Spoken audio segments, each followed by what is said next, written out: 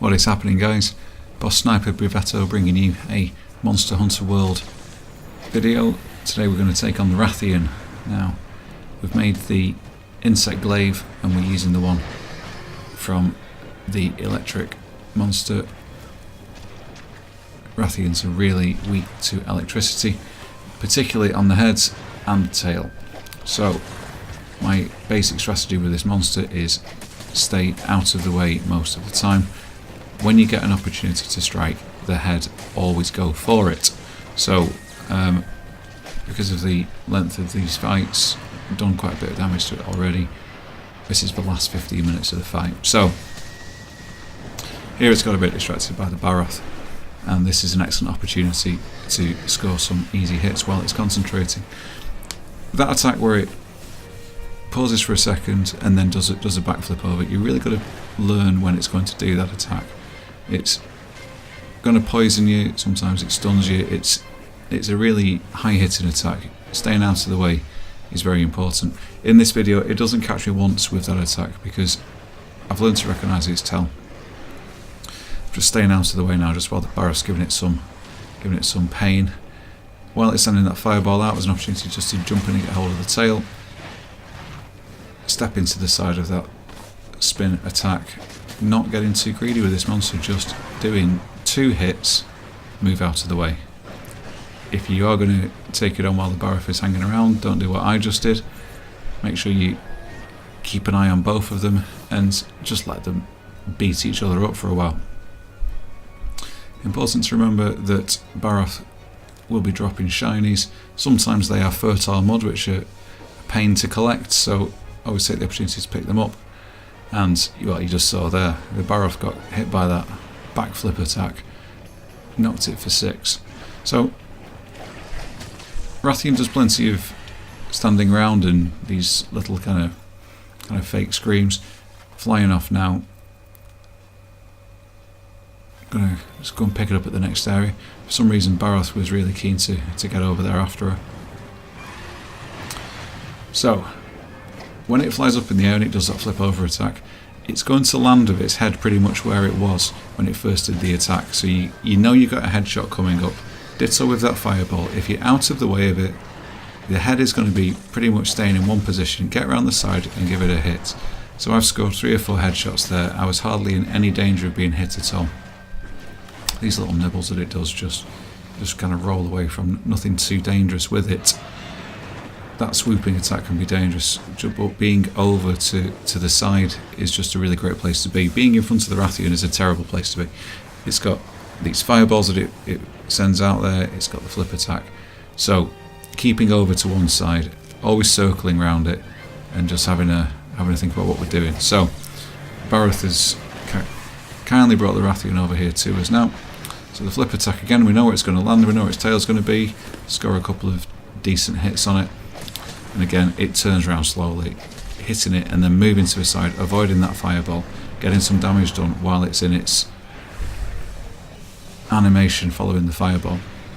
So, very dangerous taking on 2 monsters at once. I'm not being particularly careful, and worth just pulling it out of the way to do a heal. Because I've not been attacking particularly aggressively, because I've just been picking my moments, my weapon's actually staying very sharp, so there isn't a lot of off-screen sharpening, unlike in other fights where you're constantly hitting and attacking.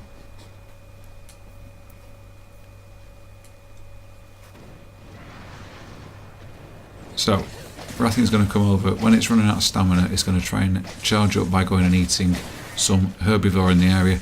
That is an opportunity just to wail on it. Really get a lot of consistent hits without too much danger. Now I do need to sharpen the weapon. Unfortunately, I've got 2 bosses on the screen at the same time. So as you'll see in a moment, I'm going to try and sharpen up. And it isn't particularly easy. Just picking that moment to make sure you're not going to get pwned.